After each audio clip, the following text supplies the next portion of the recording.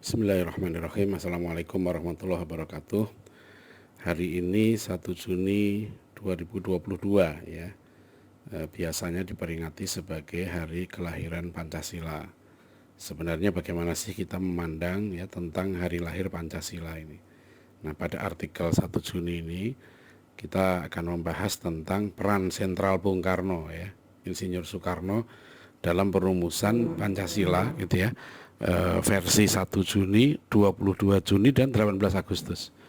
Nah, jadi kita perlu memahami bahwa sebenarnya ketika momentum perumusan Pancasila itu peran Bung Karno itu sangat sentral ya. Pada 1 Juni kita tahu Bung Karno pidato ya di dalam sidang Badan Penyelidik Usaha Persiapan Kemerdekaan atau BPUPK.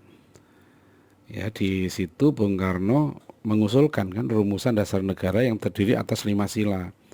Nah, ini sila Bung Karno kan pada 1 Juni ya. Yang pertama kebangsaan Indonesia. Kedua internasionalisme atau peri kemanusiaan. Yang ketiga mufakat atau demokrasi. Keempat kesejahteraan sosial dan kelima ketuhanan.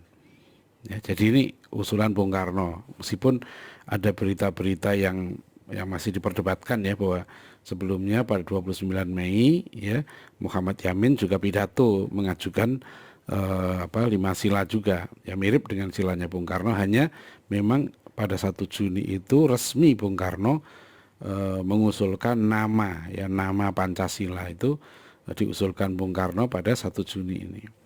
Nah, tetapi kita perlu mencatat ya, Bung Karno ini kan tokoh sentral waktu itu ya. Nah, melihat perdebatan di BPUPK itu Bung Karno melihat ada 2 aspirasi ya, ideologi yang utama gitu loh. Satu adalah golongan yang menginginkan ya negara merdeka nanti diatur dengan agama Islam. Nah, satu lagi golongan yang tidak menginginkan itu. Yang pengamat biasanya menyebut ini adalah golongan nasionalis Islam dan golongan nasionalis sekuler gitu. Nah, istilah Bung Karno, 2 golongan ini adalah golongan Islam dan golongan kebangsaan. Nah, melihat realitas seperti itu, nah ini kecerdikan ya dan kebijakan Bung Karno ya menurut saya. Kemudian Bung Karno memilih nih ya 9 tokoh ya, dan 9 tokoh itu dipilih oleh Bung Karno bukan dalam sidang resmi BPUPK ya, tapi berunding di rumah Bung Karno. Ya, kita tahu 9 tokoh itu adalah 4 dari tokoh kebangsaan ya, 4 dari tokoh Islam dan 1 Kristen. Jadi 4 tokoh kebangsaan itu Bung Karno, Bung Hatta, Muhammad Yamin dan Ahmad Subarjo. 4 tokoh Islam itu adalah Haji Agus Salim, Ki Haji Wahid Hasyim, Abi Kusno Cokrosudioso ya, dan Abdul Kahar Muzakir ya. Jadi kalau kita lihat di sini ya, itu tiga mewakili organisasi, yaitu dari NU Ki Haji Wahid Hasyim, dari Muhammadiyah Abdul Kahar Muzakir, dan dari Syarikat Islam Abi Kusno Cokrosudioso. Nah, Haji Agus Salim adalah seorang bapak bangsa lah waktu itu, cendekiawan ulama yang dikagumi Bung Karno. Jadi tokoh Islam yang luar biasa lah Haji Agus Salim ini. Nah, dari 9 tokoh inilah ya, ini hebatnya ya, mereka berunding dalam beberapa hari saja ya sudah menghasilkan rumusan yang sangat historis, yaitu Piagam Jakarta. Ya, Piagam Jakarta itulah yang sekarang menjadi pembukaan Undang-Undang Dasar 1945 minus 7 kata ya, yaitu dengan kewajiban menjalankan syariat Islam bagi pemeluk-pemeluknya. Nah, jadi di sini ya, jadi kalau kita lihat Pancasila rumusan Piagam Jakarta ini yaitu 22 Juni ya. Jadi lihat ya, 1 Juni Bung Karno pidato ya kan. Kemudian 22 Juni sudah melahirkan rumusan Piagam Jakarta ini. Ini kan sangat dahsyat ya, coba murah ya. Tokoh-tokoh ini hebat ya. Mereka bisa merumuskan dalam waktu singkat, coba bayangkan ya. Jadi rumusan yang sangat sejarah sampai sekarang masih kita pakai kan rumusan ini ya, bahkan ada kesepakatan tidak mengubah pembukaan Undang-Undang Dasar 1945 itu.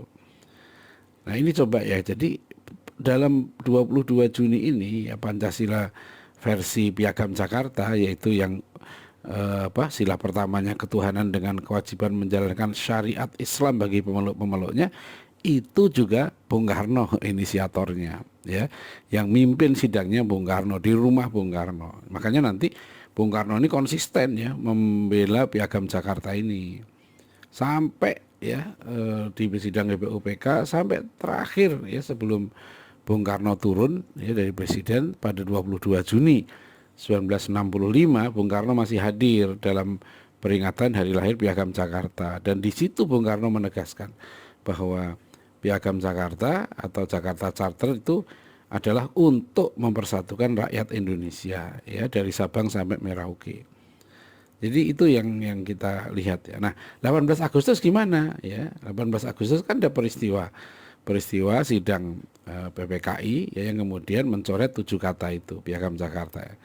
Ya, dicoret 7 kata jadi ketuhanan yang Maha Esa. Nah, di situ terutama peran dari Kasman Singodimedjo ya, kemudian Teguh Muhammad Hasan yang juga Ki Bagus Hadikusumo ya menyetujui itu, meskipun umat Islam sangat sedih ya, sangat tertekan, tapi karena situasi dan kondisi umat Islam menyetujui itu. Memang 18 Agustus itu Bung Karno nggak aktif melobi, mungkin ya tentu nggak enak ya. Bung Karno selama ini mempertahankan Piagam Jakarta, terus tiba-tiba ada usulan mengubah itu karena ada ultimatum, kalau nggak berubah maka sebagian kalangan nggak mau bergabung dengan negara Indonesia merdeka. Nah, itu yang meresahkan Bung Hatta ya, sampai akhirnya ya apapun ceritanya ya kita langsung lihat di situ peran Bung Karnonya di mana. Bung Karno itu mendiamkan itu. Jadi Bung Karno itu nggak ikut lobby-lobby gitu ya. Tapi ya itu bisa dibaca betul bahwa bagaimanapun tetap Bung Karno yang membiarkan lah paling tidak itu ya Bung Hatta melakukan lobby-lobby untuk mengubah konsep atau naskah Piagam Jakarta ya, beberapa kata dicoret itu baik di pembukaan maupun dalam batang tubuh UUD 45. Nah, tapi yang penting kita sekarang ini melihat ya, di sini semuanya Bung Karno perannya sentral, baik versi 1 Juni, 22 Juni atau 18 Agustus. Tapi kalau saya boleh mengusulkan secara pribadi ya, membaca sejarah perjalanan Pancasila ini ya dengan tetap Bung Karno sebagai tokoh sentralnya, menurut saya memang lebih tepat lahirnya Pancasila itu diperingati 22 Juni atau 18 Agustus ya. Karena memang pada awal itu baru ide Pancasila 1 Juni itu baru idenya Bung Karno ya, tapi Pancasila 22 Juni, 18 Agustus, tokoh sentralnya Bung Karno, tapi sudah mendapat masukan ya. Bung Karno sudah merangkum ya berbagai masukan dari berbagai pihak yang ada di Indonesia gitu. Jadi kalau kita ingin bahwa bagaimana NKRI ini adalah milik bersama ya, kemudian dijaga bersama, dibangun bersama, itu lebih tepat begitu ya. Tapi ya terserahlah para elit kita, para pemimpin kita bagaimana merumuskan ya. Yang penting kita melihat bahwa ada satu aspek perbedaan yang mendasar ya, cukup mendasar perbedaannya itu. Ya, misalnya kalau sila kedua itu kan kemanusiaan atau peri kemanusiaan. Ya, peri kemanusiaan. Nah, kalau dalam Islam kan sila kedua ini kemanusiaan yang adil dan beradab. Coba sudah masuk 2 kata penting dalam dalam khazanah konsep Islam ya, dinul Islam, yaitu kata adil dan beradab. Kemanusiaan yang adil dan beradab. Nah, ini yang luar biasa ya. Kemanusiaan itu tidak boleh ya bertentangan dengan konsep adil dan beradab. Ya, nah sekarang misalnya soal LGBT gitu, kalau kembali ke Pancasila sebetulnya ya nggak boleh ya, karena itu bertentangan dengan ajaran agama secara jelas ya, bertentangan dengan nilai-nilai ya jati diri kemanusiaan juga. Nah, jadi kesimpulannya ya adalah bahwa ya dalam 3 momentum ya Bung Karno itu sangat sentral perannya. Kalau kita boleh mengusulkan ya sebaiknya memang kebersamaan sebagai bangsa itu diwujudkan dengan peringatan hari lahir Pancasila itu pada tanggal 22 Juni atau 18 Agustus ya. Nah, ini sekedar usulan dan analisis sejarah ya, silahkan dikaji. Terima kasih. Billahi taufik wal hidayah. Assalamualaikum warahmatullahi wabarakatuh.